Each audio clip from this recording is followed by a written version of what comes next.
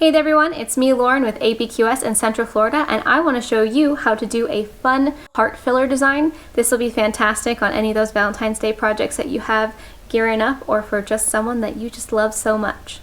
Alright, we're going to do a fun heart loop-to-loop style design that we're going to work in a horizontal border. So we're going to kind of curve out and do a loop-to-loop to create the first heart shape, and then we're going to wrap around that loop-to-loop again. And it's okay if it looks kind of ribbonish where your loops don't quite stack on top of each other. Heart shape, up, ribbon,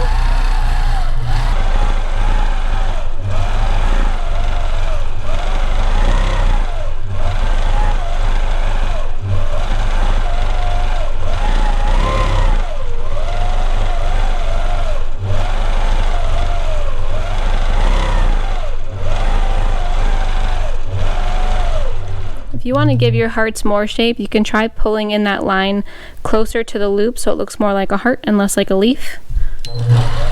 And then when you come out, you're going to want to try to get that line precisely in the middle to give this more of a heart shape, because when you miss the mark, you can see that it looks a little bit more leaf-like.